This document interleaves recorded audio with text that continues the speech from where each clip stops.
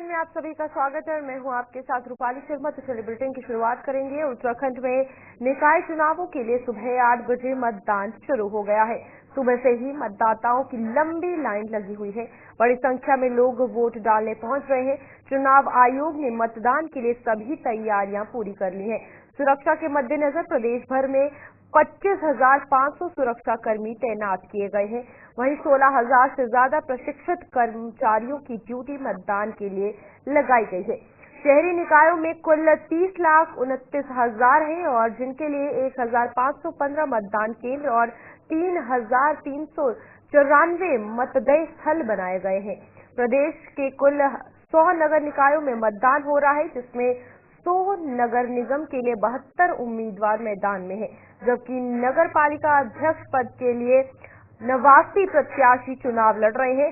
नगर पंचायत अध्यक्ष पदों के लिए 445 प्रत्याशी चुनावी मैदान में हैं। सभी निकायों में पार्षद और वार्ड सदस्य पद के लिए 4,888 प्रत्याशी चुनाव लड़ रहे हैं। कुल मिलाकर 5,405 उम्मीदवार मैदान में हैं और आज सुबह सवेरे से ही लंबी कतारें जो है वो मतदान केंद्रों पर लगी हुई हैं।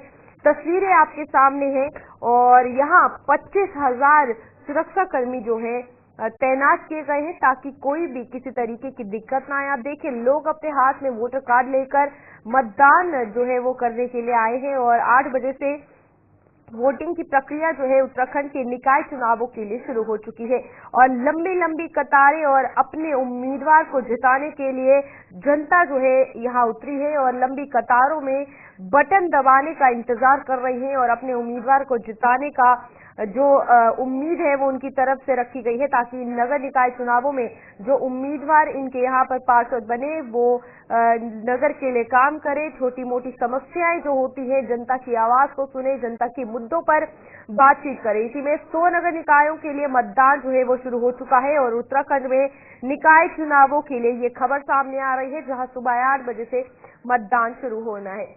और अभी धनराज गर्ग हमारे संवाददाता हमारे साथ जुड़ चुके हैं। धनराज से जानकारी लेंगे। धनराज, कितना उत्साह है, क्योंकि पार्टियों ने पूरी तैयारियां की थी, आज जनता पर निर्भर करेगा कि आखिरकार किस उम्मीदवार को वोट जताएंगे। सुबह 8 बजे से प्रक्रिया शुरू हो चुकी है, क्या रहेगा, कब तक चलेगा और कैसा चल रहा है? जी बिल्कुल, देखिए आज का जो दिन है प्राइस आप क्योंकि उत्तराखंड के अंदर निकाय चुनाव का जो मतदान है वो आज हो रहा है और आज सुबह से ही कहीं न कहीं लंबी लंबी कतारें जो है बूथों पर लगी हुई है, क्योंकि इस समय मैं मौजूद हूँ वार्ड अध्यक्ष के बूथ पर और यहाँ पर भी आप देख सकते हैं मेरे पीछे की किस तरीके से यहाँ पर लाइनें लगी हुई हैं और किस तरीके से उत्साह जनता के अंदर देखने को मिल रहा है। खासकर जो महिलाएं हैं वो सुबह से ही यहाँ पर लाइन में लगी हुई है और तमाम अपना मतदान करने का जो इंतजार है वो यहाँ पर करती हुई नजर आ रही है। लेकिन वही देखिएगा कि जिस तरीके से आज पूरे उत्तराखंड के अंदर यदि मैं बात करूँ तो 5405 प्रत्याशी मैदान में है और उनकी किस्मत का फैसला आज जनता को करना है, यानी कि 30 लाख से भी अधिक जो मतदाता है वो उनकी किस्मत का फैसला करेंगे। और आप देखिएगा कि जो आज शाम 5 बजे तक ये मतदान चलेगा और 5 बजे के बाद मतदान थम जाएगा और 25 तारीख को परिणाम का इंतजार सबको रहेगा कि आखिर जनता किसको अपना आशीर्वाद। तो धनराज, आप सुबह सवेरे से ही मतदान केंद्रों पर है, किस तरीके की तस्वीरें हैं, क्या कुछ लग रहा है इस बार मतदाता जो वहां पर आए हैं किन मुद्दों को लेकर आए हैं, क्योंकि नगर के मुद्दे अलग रहते हैं, तो अभी क्या कुछ जानकारी, उनसे बात करने की भी कोशिश करिएगा। जी बिल्कुल, देखिए यदि मुद्दों की यहाँ पर बात की जाए तो जो नगर निकाय के मुद्दे रहते हैं वो स्थानीय मुद्दे रहते हैं, क्योंकि स्थानीय मुद्दों पर ही कहीं न कहीं चुनाव लड़ा जाता है और स्थानीय मुद्दों को लेकर जो जनता है वो अपना मतदान करती है और स्थानीय मुद्दे जो होते हैं वो कहीं न कहीं सड़क, पानी और बिजली और नाली खड़ोने के जो मुद्दे रहते हैं और उन मुद्दों को लेकर जनता अपना मत करती है। लेकिन आप देखिएगा कि कहीं न कहीं जो प्रत्याशी हैं वो लगातार प्रचार प्रसार अपना करते हुए नजर आए थे और जब प्रचार चला तो उसके बाद उन्होंने दौर टू दौर भी अपना जो प्रचार प्रसार है वो वहाँ पर किया था। और अब देखने वाली बात होगी कि जनता अपना आशीर्वाद किसको देगी, क्योंकि सभी प्रत्याशी कहीं न कहीं कोशिश करते हैं कि अपने पक्ष में मत डलवाएं और उसके लिए लगातार जनता के बीच भी जाते हैं। तो वहीं हम कुछ लोगों से यहाँ पर बात करने की कोशिश करेंगे और उनसे जानेंगे कि आखिर वो यहाँ पर आपके लिए अपना मत बनाया है, मैम आपके किन मुद्दों की बात करते हैं, किन मुद्दों को लेकर आज मत करते हैं, क्या मुद्दे देखते हैं आप मत वोट डालने आए हैं, क्या मुद्दे देखते हैं? बिल्कुल, देखिए महिलाएं हैं, थोड़ा बोलने में कतराती हैं, लेकिन हम अन्य लोगों से भी बात करने की यहाँ पर कोशिश करते हैं और उनसे जाने कि आखिर किन मुद्दों को लेकर वो यहाँ पर अपना मतदान करते हैं। तमाम लोग तमाम लोग ऐसा की बात करते हैं, मुद्दों को लेकर आते हैं। डेवलपमेंट कौन वोट कर रहे हैं वो कितना अवेलेबल है आम आदमी के लिए, अवेलेबल है, एजेंसी है, आपके कर्मचारी है, विकास है, सड़कें हैं, गलियां हैं, लाइट है। बिल्कुल, देखिए जो मुद्दे हैं वो यही मुद्दे हैं कि जो स्थानीय मुद्दे हैं, चाहे सड़क है, बिजली का बात है या फिर पानी के मुद्दे हैं, तमाम इस तरह के मुद्दों को लेकर कहीं ना कहीं लोग अपना मत जरूर मतदान करते हैं। और लेकिन वही देखिएगा कि लगातार जो प्रत्याशी हैं वो भी कहीं ना कहीं जनता के नगर पालिका जहाँ पर मतदान केंद्रों पर ये भी देखा गया है कि जो कार्ड है, वोटर कार्ड को लेकर भी लड़ाइयाँ देखी गई है, विवाद सामने आया है, उसको लेकर भी जानकारी दीजिएगा कि यहाँ बड़कोट से ये मामला सामने आ रहा है सुबह केंद्रों में जब लोग वोटिंग देने पहुंचे हैं। जी बिल्कुल, देखिए कुछ जगहों पर इस तरह के मुद्दे निकलकर सामने आए हैं कि जहाँ पर वोटर आईडी कार्ड में कहीं ना कहीं गड़बड़ी पाई गई है, या तो फिर लिस्ट में नाम अन्य है और वोटर लिस्ट में नाम अन्य है, और वही जो उनका पहचान पत्र है उसमें नाम कुछ और लिखा है। तो इस तरह की गड़बड़ियां कई जगहों पर देखी गई हैं, लेकिन इसको शांत कर लिया गया है। और इस समय देखा जाए तो शांतिपूर्ण रूप से कहीं ना कहीं जो पूरा चुनाव है वो उत्तराखंड के अंदर चल रहा है। यदि मैं राजधानी देहरादून की बात करूँ, बड़कोट की बात करूँ या फिर रुड़की की बात करूँ, तमाम जगहों पर जो चुनाव चल रहा है वहाँ पर कहीं ना कहीं अभी तक देखा जाए कि शांतिपूर्ण तरीके से चुनाव चल रहा है। क्योंकि आप देखिएगा कि 8 बजे से कहीं ना कहीं ये चुनाव शुरू हो चुका था, मतदान शुरू हो चुका था और शाम 5 बजे तक ये मतदान चलेगा। लेकिन अभी तक देखा जाए कि लगभग 2 घंटे पूरे हो चुके हैं और 2 घंटे के अंदर जो उत्साह जनता के अंदर देखने को मिल रहा है वो एक देखने वाला उत्साह है कि जनता कहीं ना कहीं बढ़ चढ़कर इन चुनावों में अपना जो प्रतिभाग है वो कर रही है। क्योंकि स्थानीय चुनाव है और स्थानीय मुद्दों पर ही ये चुनाव किया जाता है। बिल्कुल धनराज, यहाँ पर अगर मुद्दों को लेकर बातचीत की जाए तो साफ तौर पर सभी पार्टी से जी तोड़ मेहनत लगाई, चाहे वो प्रचार प्रसार के लिए हो, लोगों के कौन कौन से मुद्दों पर वो काम करेंगे उनको लेकर हो। लेकिन यहाँ पर अगर पार्टी को लेकर बात की जाए तो आपसी तालमेल भी जो है वो काफी ज्यादा झगड़ालू वाला दिखा, जिसमें पार्टी के अंदर की ही बात की जाए, जिन उम्मीदवारों को टिकट नहीं दी गई वो इंडिपेंडेंट बतौर तौर पर खड़े होकर सामने आए। क्या लगता है अगर यहाँ पर निर्दलीय उम्मीदवार जीतते हैं तो किस तरीके से निकाय चुनावों की तस्वीर बदलेगी?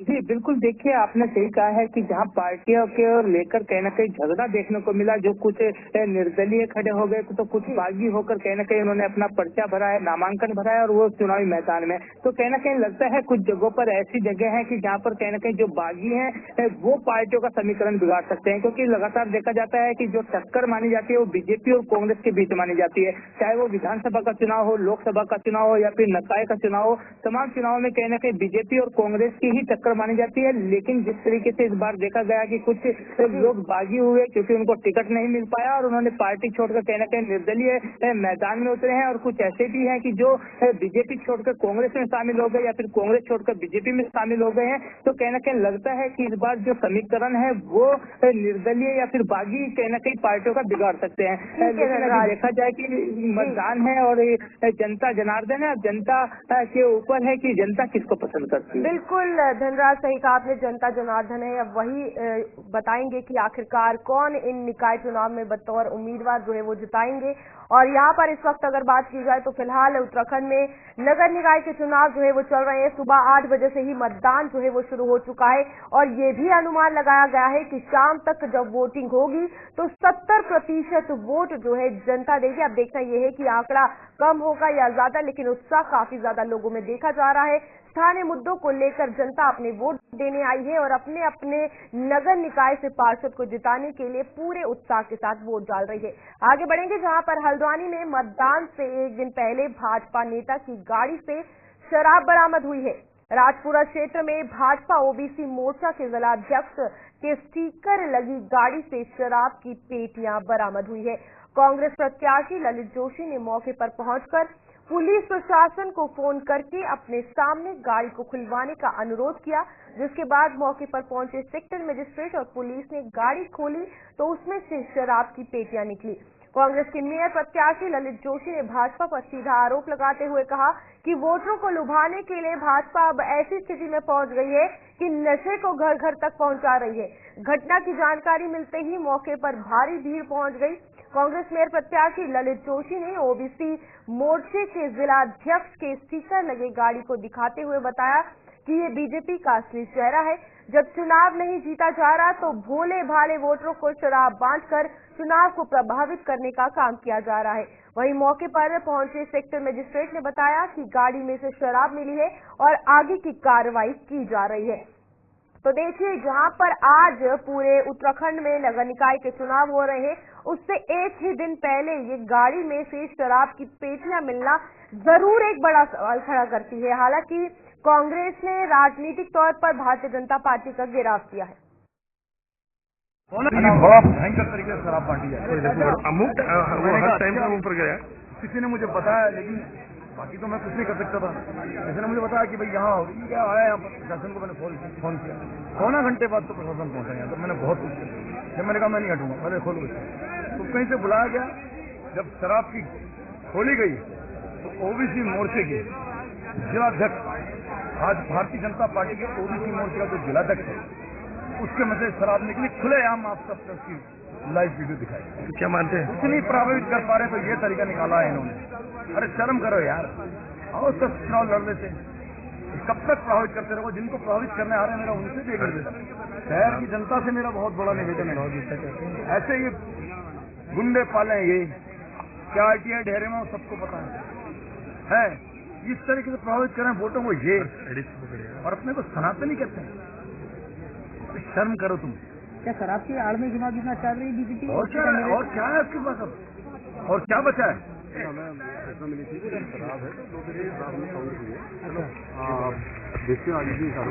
किसी गाड़ी में लगा हुआ बाहर। सर, किसी पार्षद प्रत्याशी का भी चिन्ह गाड़ी के ऊपर लगा हुआ है भाजपा के? मैंने देखा नहीं है। अच्छा, आप देख लीजिए स्टिकर पे क्या लगा हुआ है सर? क्या मिला गाड़ी में? सर, अभी उससे पूर्व आपने कहा कि भाजपा का स्टिकर लगा है, लेकिन आप अब कह रहे हैं कोई स्टिकर नहीं लगा है। मैंने देखा वो लगा हुआ है ना, चिन्ह लगा हुआ है। हाँ, वो मैंने देखा नहीं। बड़ा भयंकर तरीके से शराब बांटी है। चलिए, इसी पर एक जानकारी लेंगे। हमारे साथ हमारे संवाददाता संचित शर्मा जुड़ चुके हैं। संचित, आज जहां पर मतदान केंद्रों पर लोग जो है वोट डालने आ रहे हैं और एक दिन पहले शराब की पेटियां मिलना, कितना भारी नुकसान भारतीय जनता पार्टी को झेलना पड़ सकता है? देखिए, शराब बांटी जा रही थी तो निश्चित तौर पर तय है, क्योंकि सेक्टर मजिस्ट्रेट ने इस चीज की पुष्टि करी कि उनको भाजपा के ओबीसी मोर्चा की गाड़ी में से शराब की पेटियां मिली। ये बात आप वीडियो में देखेंगे, फोटो जो आए उन सब में दिखाई दे रहा है कि उस गाड़ी के अंदर शराब रखी गई थी। लेकिन बात करें सेक्टर मजिस्ट्रेट की, तो उन्होंने साफ तौर पर कहा कि उन्होंने ऐसा कोई चिन्ह नहीं देखा, ऐसा कोई नाम नहीं देखा। लेकिन कांग्रेस के जो मेयर प्रत्याशी है, उन्होंने कहा कि वो वहां पर मौके पर पहुंचे और उन्होंने प्रशासन को बुलाया और गाड़ी को खुलवाने की जब मांग की, तो करीब 2.5 घंटे बाद जब प्रशासन वहां पहुंचता है और जो जिम्मेदार लोग थे वहां पहुंचने का, जब गाड़ी खोली गई तो उसमें शराब मिली। लेकिन संजय, सवाल तो ये खड़ा होता है ना कि अगर किसी भी पार्टी का स्टिकर वहां नहीं लगा है, लेकिन गाड़ियों में शराब अगर है, बांटी जा रही है, तो ये भी एक बहुत बड़ा अपराध है। इलेक्शंस के चलते किस तरीके से वोटर्स को लुभाने की कोशिश की जा रही है? बिल्कुल, देखिए, उसकी कार्रवाई की जाएगी और कार्रवाई हो भी रही है कि शराब किसके द्वारा बांटी जा रही थी और कौन लोग इसके पीछे हैं। लेकिन बात करें वोटर्स की, क्या शराब बांटने से वोट बटेगा, या कहें कि शराब जब बांटी गई तो क्या कांग्रेस और भारतीय जनता पार्टी की जो वोट बैंक है वो किस तरीके से डिवाइड होंगे भविष्य के घर में? क्योंकि आज मतदान हो रहा है, जनता किसके पक्ष में वोट डालेगी ये देखने वाली बात होगी। लेकिन फिलहाल की स्थिति अगर हम बात करें तो सभी पार्टियों की जो अपने अपनी समीकरण है वो पूरी तरीके से राजनीति जब वो मैदान में कर रहे थे, जब अपनी अपनी बातों को रख रहे थे, तो जनता उसी मूड पर और उसी मुद्दों को लेकर के वोट करने जाएगी। सुबह से हम मतदान केंद्रों पर है, जनता से बातचीत कर रहे हैं। जनता से बातचीत करने पर उन्होंने साफ तौर पर कहा है कि जो मुद्दे होंगे, जो स्थानीय मुद्दे होंगे, जो नगर निकाय के मुद्दे होंगे, उन मुद्दों पर वोट करेंगे, उन मुद्दों पर चुनाव वो लोग वोट करने जाएंगे। लेकिन अगर इस तरीके की चीजें हो रही है, शराब बांटने जैसी और तमाम पैसे बांटने जैसी खबरें भी कई जगह सामने आई, तो निश्चित तौर पर ये गलत है और जो एजेंसियां हैं वो इसकी जांच कर रही है और इससे जो भी पार्टी ये काम कर रही है उसके ऊपर एक नुकसान भी हो सकता है। लेकिन जनता की अगर हम बात करें तो काफी दिन से हम ग्राउंड जीरो पर काम कर रहे हैं, तो जनता इस पर मुद्दों के ऊपर वोट करने के लिए तैयार है। ठीक है संचित, बहुत बहुत धन्यवाद हमारे साथ जुड़ने के लिए और तमाम जानकारी देने के लिए। फिलहाल उत्तराखंड की अगर बात की जाए तो आज सुबह से ही मतदान की प्रक्रिया शुरू हुई, जहां पर 8 बजे से वोट डालने जनता जो है बूथ पर जा रही है। लेकिन एक दिन पहले गाड़ी में से शराब मिलना और कांग्रेस का यह आरोप लगाना कि भारतीय जनता पार्टी की जो स्टिकर है उस गाड़ी के शीशे पर लगा था, लेकिन वहां डिस्ट्रिक्ट मजिस्ट्रेट ने साफ तौर पर कहा कि शराब की पेटियां पाई गई है, लेकिन किसी भी पार्टी का कोई स्टिकर वहां पर नहीं था। दूसरी तरफ भारतीय जनता पार्टी पर यह भी आरोप लगाया जा रहा है कांग्रेस के द्वारा कि सूखे नशे बांटे जा रहे हैं, शराब जो है वो बांटी जा रही है और जनता को लुभाया जा रहा है। लेकिन पार्टी को ये चीज ध्यान में रखनी होगी कि जो भी जनता, जो भी वोटर बूथ पर आएगा वो मुद्दों को लेकर वोट देगा। अब आगे की कार्रवाई जो इस पर की जाएगी, देखना है क्या कुछ निकलकर सामने आएगा। उत्तराखंड एसटीएफ के आपको बता दें कि एसपी अंकुश मिश्रा ने जनता से अपील की है कि डिजिटल अरेस्ट के एक स्कैम जो है वो सामने आया है, जो वर्तमान में पूरे भारतवर्ष में चल रहा है। कोई भी सीबीआई अफसर, Mumbai crime branch, cyber crime, IT या ईडी अफसर या कोई भी एजेंसी आपको व्हाट्सएप के माध्यम से डिजिटल अरेस्ट करने हेतु नोटिस नहीं देती है और साथ ही कोई व्यक्ति आपको फर्जी दस्तावेज, अवैध सामग्री आदि के नाम पर आपको डरा धमका रहा है या पैसों की मांग कर रहा है तो इस संबंध में एसटीएफ साइबर थानों में अपनी शिकायत दर्ज कराए। उन्होंने कहा कि इस विषय में सभी लोग ज्यादा से ज्यादा जागरूक हो। इसके अतिरिक्त किसी भी प्रकार के लोग लुभावने अफसरों, फर्जी साइट, धनराशि दोगुना करने व टिकट बुक करने वाले अनजान लोगों के प्रलोभन में न आए।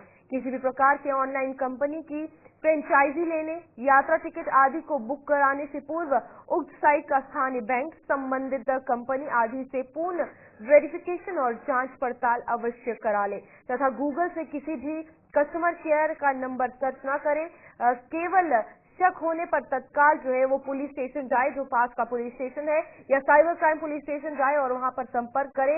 आपको बता दें कि उत्तराखंड की साइबर क्राइम पुलिस टीम ने करोड़ों की साइबर धोखाधड़ी और डिजिटल हाउस अरेस्ट स्कैम का भंडाफोड़ करते हुए गिरोह के मुख्य अभियुक्त को जयपुर राजस्थान से गिरफ्तार किया है। देहरादून के निरंजनपुर निवासी के एक पीड़ित के साथ 2.25 करोड़ से अधिक की ठगी के मामले में इस गिरोह का पर्दाफाश हुआ है।